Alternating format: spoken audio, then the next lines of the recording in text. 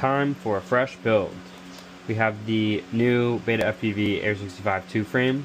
This is the improved frame, dual directions, a little bit lighter, new ducts design. Matrix 3-in-1 HD flight controller, 0702 27,000 kV brushless motors, DJI O4 Air unit, Mobula 7 canopy, and a set of 31mm props. So, let's turn all these boxes into a whoop. Here are the tools that we're using for this. We're going to be using these Nipex pliers to take off the plugs from the flight controller, a screwdriver, a razor blade so that we can remove the sheathing off of this, and then we have a soldering iron as well so we can direct solder everything together. So, let's start. So we'll start with the flight controller here. Open up the motors as well. Oh, that's sweet. They came with the peak screws too, which are a little bit lighter. So one thing I've noticed about the peak screws though is they are plastic. So what I like to do is I like to run 2 of these and 1 of the metal ones. And what that does is it just prevents these from falling out or your motor from falling out if these do end up coming off. So, start off there. We've got some motors. Looks like these still have the plugs on them. We're going to be chopping those guys off here, as well as the plugs on the flight controller. We're going to be direct soldering so that we can save some weight, make it just like an Air65 but with an O4 on it. There are all these motors. If you guys haven't seen them before, these are the 0702 and these are actually the version 2. I don't think I had the version 2 before. Let me double check here. One of these ones. Yeah, so these are just the original ones. So I'm excited to try these out. So we'll be chopping this plug off here. I should probably measure it first. Take our frame out. And I'm just using this as a reference point so I can figure out how short to cut my motor wires. Okay, it looks like we have quite a bit of room. So, let's go right about here. Be good.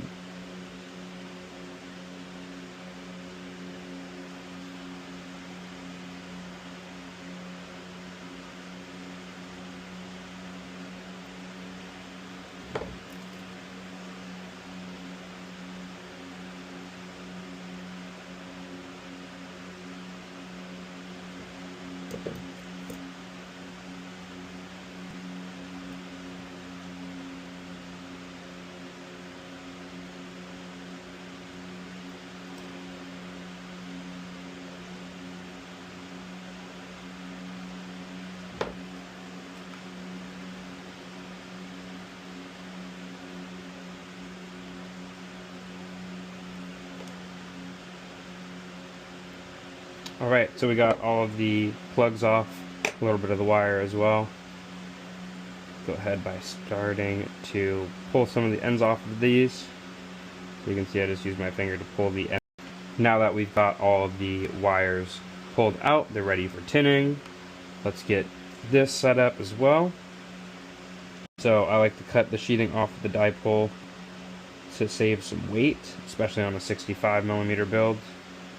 What this allows is it allows you to access the little bell housing underneath here a little bit easier, and you can actually remove that completely from the antenna. So we got that, and just at this little solder point right here we'll be able to remove this bell, and that'll save about 1/2 gram while barely affecting the range or video quality. Let's go ahead, let's get our soldering iron turned on. This is all ready here. Let's get into the DJI O4 unit. So I pulled the sticker off already, haven't actually got into it yet. We're going to have to activate and update the DJI O4 Air unit as well before it's able to fly. So that's just connecting it to the consumer app, going through the process of activating with your email, and then updating it right through there. We're also going to remove this longer cord, and we're going to change it for the shorter black one here. We're going to take this dipole off as well. So here's the camera. Before I start doing anything on the camera, I like to take a little bit of E6000 and put it over this MIPI cable. That helps to prevent any issues where the MIPI cable comes off the camera and disconnects. I've had that happen a couple times, but since using the E6000, it is completely gone away. So it just needs a little bit on the back here and on the top. So, got that in place. We're going to let that sit for a while as we work on everything else.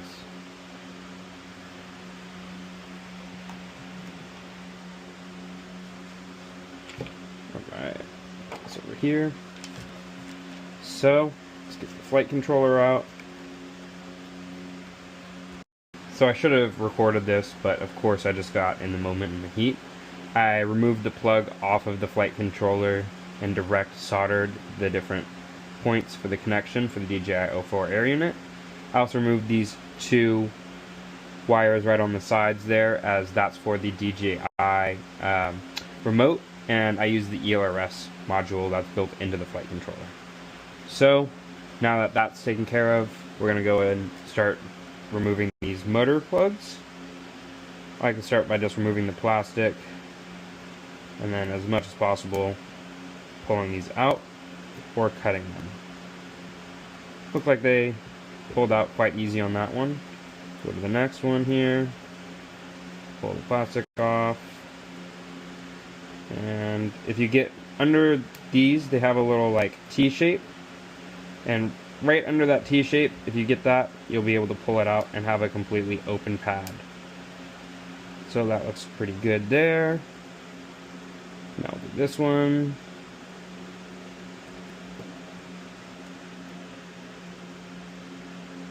Alright, so this one looks like it's not coming out quite as smooth, so I might have to solder to actually remove these two connection points. Oh, nope, they came right out. Cool. And last one here. Some people think that this is actually really hard and difficult to do. I would say the most difficult part of doing this all is the soldering. So if you're feeling pretty confident in your soldering skills, using a little bit of flux, you'll definitely be able to shave off quite a bit of weight of this flight controller. So there we go. All of these are removed for the motor plugs. We've got them here. We've got the motor plug wires there. So that probably saved us like a ½ gram or more. And then as well as this one with the connection for the wire, that probably saved us between the two about 1.5 grams. So now that that's out of the way, we're going to use the soldering iron, tin these up, and then get these connected onto the flight controller itself. I've got some soldering flux here. I'm going to be using this before I actually solder it all on to get the pads ready, prepped, and then that way the solder just goes right up to it.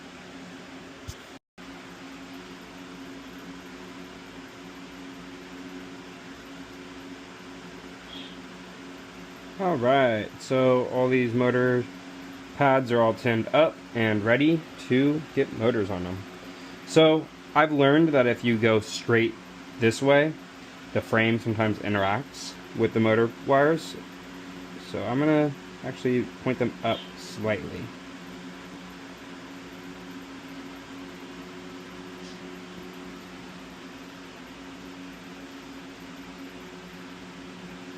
That's funny, the one that I wanted to connect didn't connect, but the middle one connected. Alright.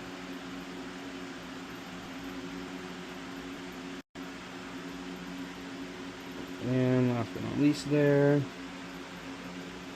So one is done. Let's move on to this one here.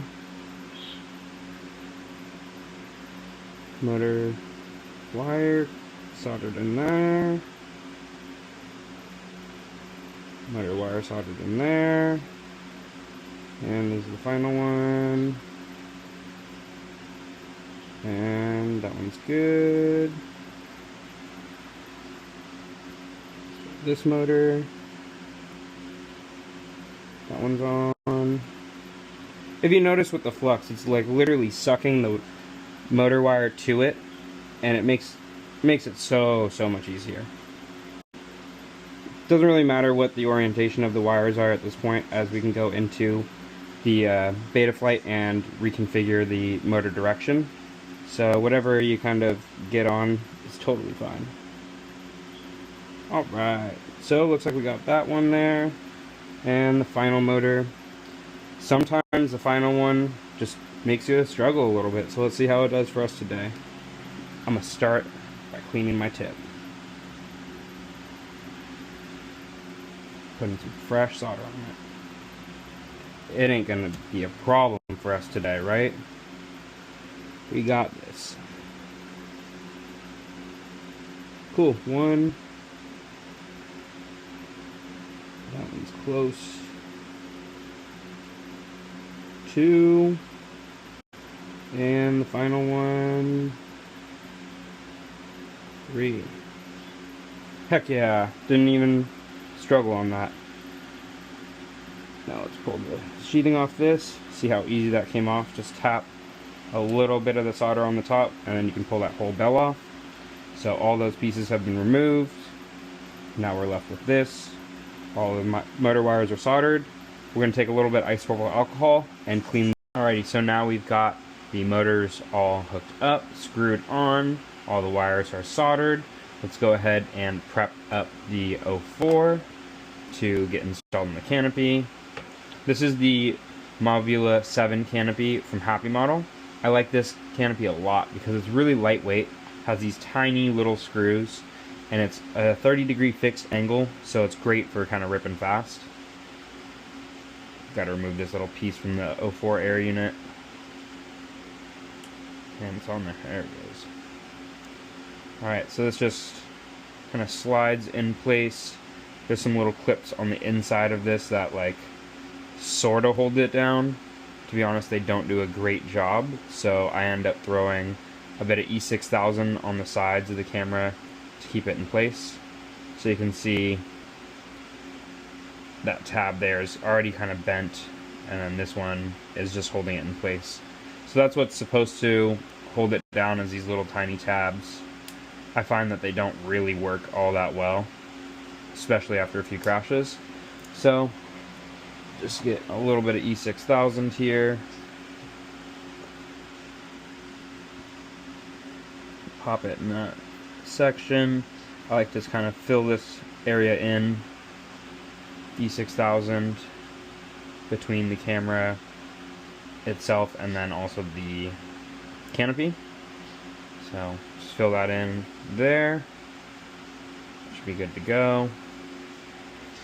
We have our dipole. I'm going to also use a little bit of E6000 on here once I get the correct positioning down. So connect that UFL connector. I need to get the little grommets and stuff. Where the heck are those? So we only need the gummies from this. The other stuff is just going to be tossed for this build. So we'll take the gummies, slide them in place on the VTX board. Just pinch them and roll them right in, and make sure that you have the long side facing down, short side facing up. I like to put the board lined up over here. Jeez. Alright, that's perfect. That looks good to me. I like to tuck this on the inside of the MIPI cable, on the inside of the flight controller. Make sure I orient this correct. Ooh, just got a little bit of E6000 on myself too. Probably should have waited for that to dry, but I was ready to build this. Anxious.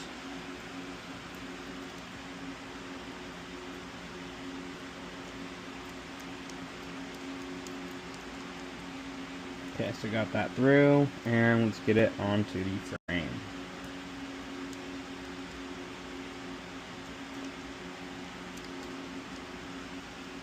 I like to just lightly get each screw on until I have all of them secured, and that way I can make sure I tighten it evenly. Alright, we're through, and into the screw hole. Looks good. Come on over to this other side here. With the Mobula 7 canopy, you kind of have to pinch it a little bit as you're screwing it together. I'm not exactly sure why it's not the same size as the Whoop Flight controller, as like I'm pretty sure that uses a Whoop Flight controller, but that's alright. Now, where did I get that other screw at? And that one's just going to go right through the back here.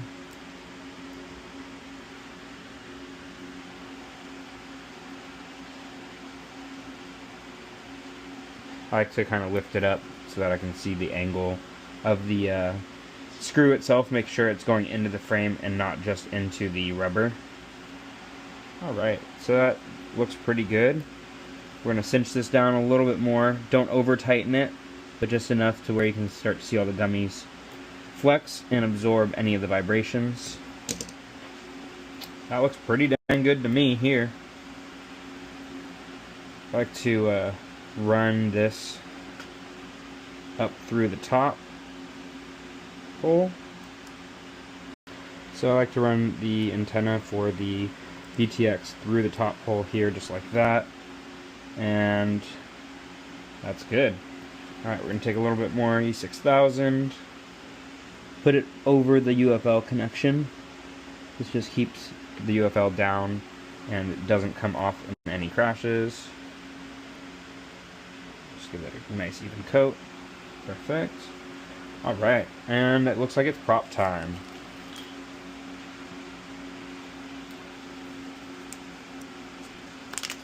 So these are the GemFam 1219S 3-blade props. I'm going to do these in a props out orientation. So it's going to be just like so.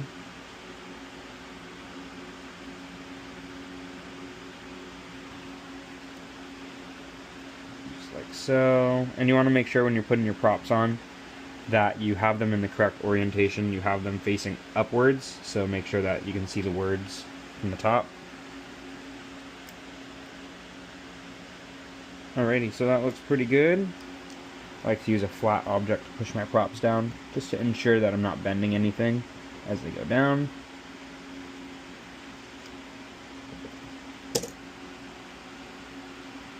Alrighty. And this looks to be complete. So, we have the Air65-2 with the Race 27,000 kV motors, DJI O4 Air unit, Mobula 7 canopy, and we've done some modifications to lighten it up.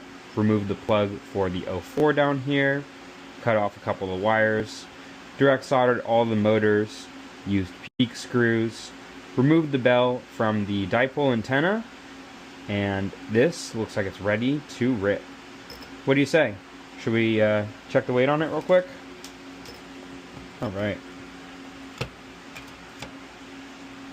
So without battery, everything included, I'm going to guess 23.5.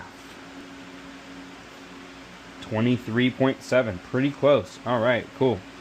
There's probably some things I can do to shave down a little bit of weight, but I'm pretty happy with this for now. Let's compare it to, this is a Meteor 65 Pro frame, so it's a 35mm props.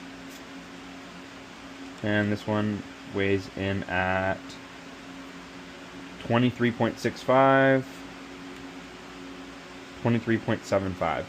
Interesting that I've actually got this to weigh more than the Meteor 65. Alright, so we have the Air65-2 frame with the 27,000 kV 2 motors. We're looking at 23.69 nice grams. This is the Meteor 65 Pro build, so this is the 35mm props. So just under 2 grams heavier than this build, using the same exact size motors, just 31mm props versus 35. That 2 grams on this little whoop is definitely going to be a lot of weight. Now, we got to throw it into Betaflight, configure everything on the board. I'm going to dump the tune that I've created for the Meteor 65 setup onto here, just kind of see how it flies, and we'll start doing some adjustments from there. Add some switches, everything all on that. stoked on this build. Alrighty, so I've cleaned up my area a little bit, got my Air65-2 ready to get set up on Betaflight. I've got the PN 65 Pro O4 CLI already downloaded and everything, so I'm just going to start by dumping that to make it quick. So go right into the CLI, paste, and enter. And so this is going to take that tune that I've already created for the Meteor 65 Pro O4 with the 35mm props and drop it right onto here. I might have to do a little bit of tweaking, might have to adjust the PID settings just a wee bit, but it should give us a good baseline. So it's writing everything right now into the CLI, and there it goes. So let's go ahead and check here. And let's change the name. Air65-2. Ah, that's too many letters. Alright, save and reboot. We're going to go into the receiver tab here. You can simply hit the bind receiver and go into the section, express ORS, bind mode, hit in the bind, see if it did it, and we're bound. Alright, so throttle is good. I just like to check everything, make sure everything is set. Everything looks good there. Go into our modes, arm, got the beeper set up, and flip over after crash. I'm going to set up angle mode and horizon just so that I can have them in case I get into any problems where I need to fail safe even out. Oh, this is actually fine. Oh, I know why. It's because I have the gyro or accelerometer off here. Save and reboot. And now I can add angle mode. Oh, it's already there. Cool. That's these actually. Awesome. So all my modes are set up, my receiver is set up. Let's go ahead and mess with the battery to get the motors evened.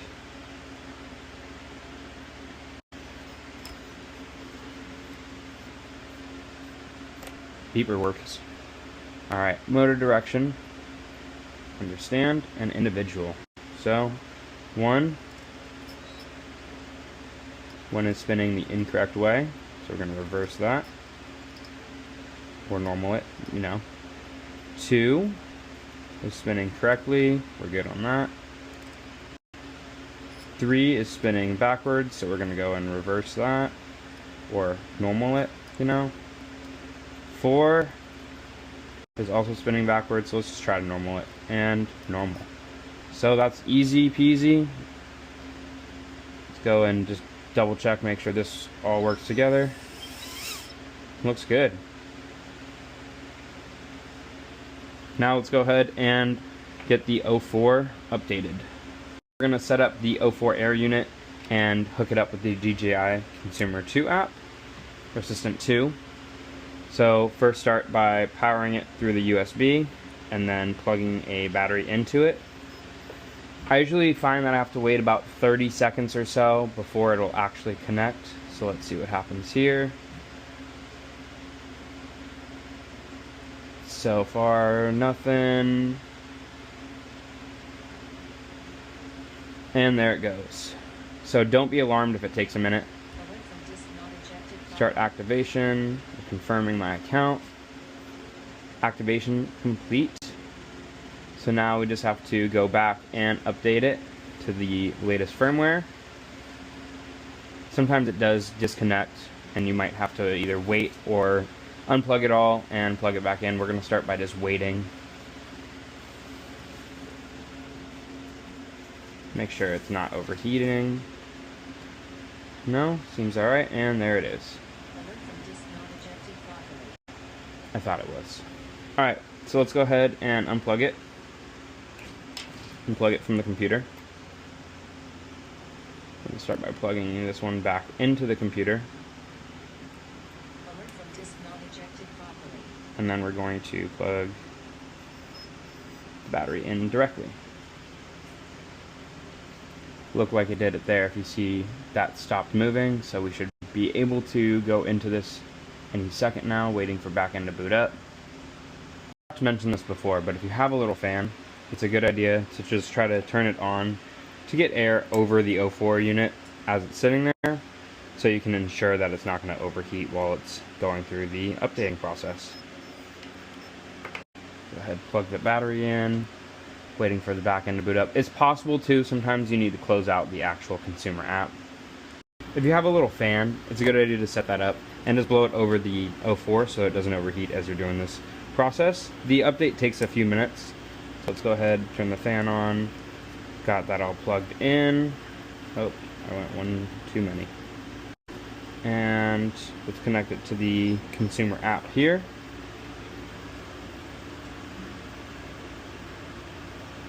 So remember, it usually takes 15 to 30 seconds before it'll actually even connect. So don't be alarmed if it hasn't popped up immediately. And there it is. So now that we're in, we're just going to go ahead and upgrade to the latest firmware. So it updates, and it's going to go through all this, and then we'll bind the drone to the goggles. While that's updating, let's see how much weight we saved by taking all these connectors off. So I'm missing one O4 Air unit connector just because I already threw it away. So 0.96 grams, and then plus 0.61, 0.64. That fell off. Okay. 0.83 to 0.95. So this right here weighs 0.1-ish grams. So we'll go ahead and say that we saved over a gram by removing the connectors, the O4 plug, and the dipole shielding. So we've got the O4 Air unit updated. We got it connected to the transmitter.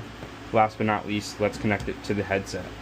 So we've got a couple packs here that are fresh and ready to go. Let's go ahead and slide it on in. Ooh, it's exciting. First, power up. So to bind the goggles 3 with the O4 Whoop, it's pretty simple. Just go ahead and hold this down until it rapidly beeps. You'll see it flash a few times. And then simply just press the button on the O4 Air unit. And just like that, we're connected. So, let's fly.